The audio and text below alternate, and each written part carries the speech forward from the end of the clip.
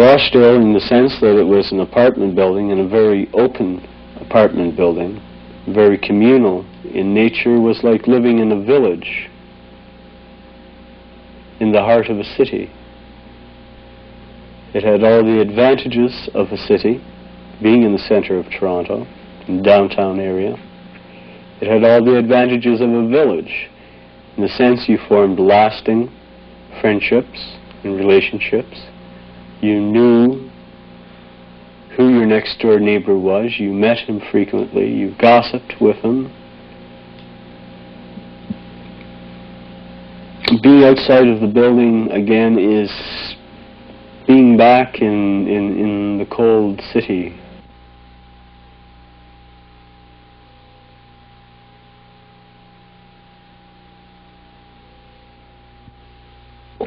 I think the most difficult to grasp point, and the thing that's most important to realize, is that Rochdale didn't have like a single common route from which things grew and deviated or didn't work according to plan or something.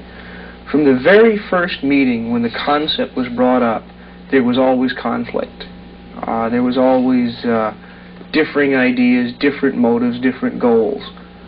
And as the group that was interested in the Rochdale concept expanded, and as more interest groups became involved, and the conflicts got heavier and heavier, so that at no point from the very beginning to the current situation has anyone or any group or any one ideology been ever able to control Rochdale. In the beginning, you had an interest that wanted to do Rochdale College, the free university and educational experiment, and you had the group that wanted to provide student housing for U of T. And you had the group that wanted to make a lot of money personally out of building a high-rise building and developing some land.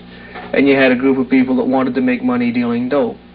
And you had politicians that wanted to distract public attention from key issues by finding something that everybody could identify with negatively, you know, rather than deal with development and other urban problems. Put Rochdale on the front page and everybody goes, yeah, yeah, yeah, and forgets everything else.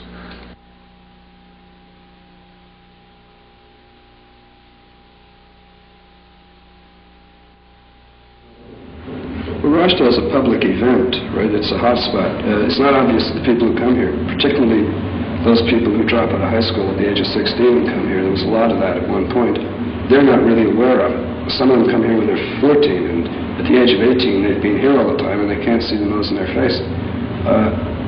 For the average Canadian citizen, of which is about 20 million, Rochdale's got 1,000 people, and it's a hotspot. So the Canadian citizen assumes that these people are specialists.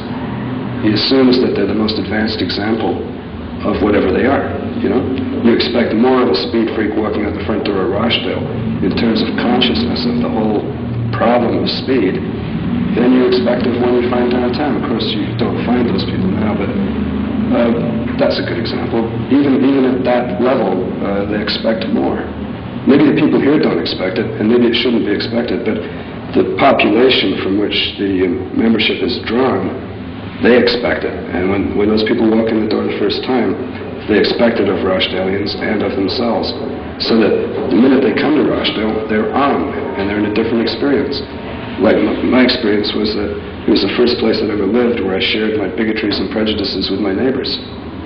Understand what I mean? Like, where I'd never had the experience in my life of being part of a bigoted crew. And I stopped hating straight people quite a bit. As soon as I realized that was what was happening to me, I stopped hating them. I had my share, they had their share. And I did hate them before that. I really did.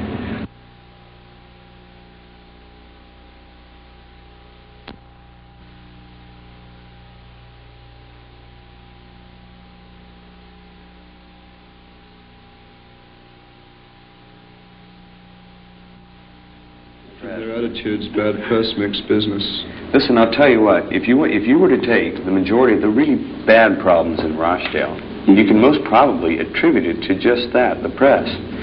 They've used Rochdale as such a sensationalism type of thing that they've bloody advertised all over the world, and I mean all over the world, that number one, this is the place to jump off if you're going to end it all.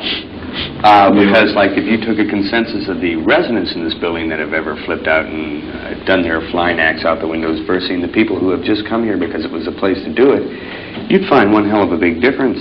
It brought in a lot of the dealers. It brought in a lot of the money because the Rochdale in the papers was just bloody, I couldn't believe it. You know, like some of the papers, man, it was like calling all kids. Calling all kids. A lot of people in Rochdale have complained of sensationalist press and bad press, and in fact that's been very true. Over the past years, basically 70 and 71, for example, Rochdale ran into a lot of flack from the municipal government and from the civic newspapers. They took a very sensationalist side, very sensational stories, sold newspapers, and suited their purposes. The federal government was far more interested in the other side of what was happening here as well.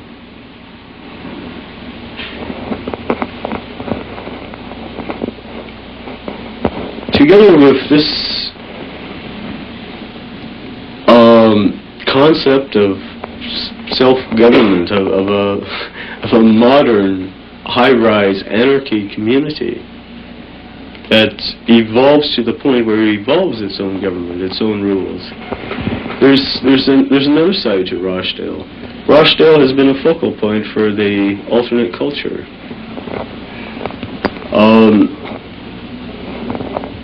It's been a mecca through its build-up in the press as well, for thousands of people that were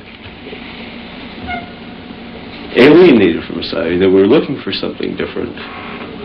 The mere physical structure of the building made it a fortress. It's an interesting thing. When they first built Rochdale, they were thinking of it as a residence. And they were thinking that people would come here while they were going to university, would live here for on and off for 4 years, and would leave again and be absorbed into the general culture, the general society at large.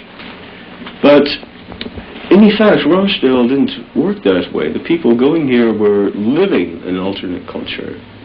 They weren't attending a straight university. And people that came here in 1968 are still here. They've lived here, they've gone away, but they've returned. And what has happened is the actual building of a community. Beyond 4 years of that, people have forged friendships and business contacts which will continue to exist. Far beyond it, it's been an actual community that's been created, and it was totally unforeseen by either the people that built the building or CMHC, the federal government.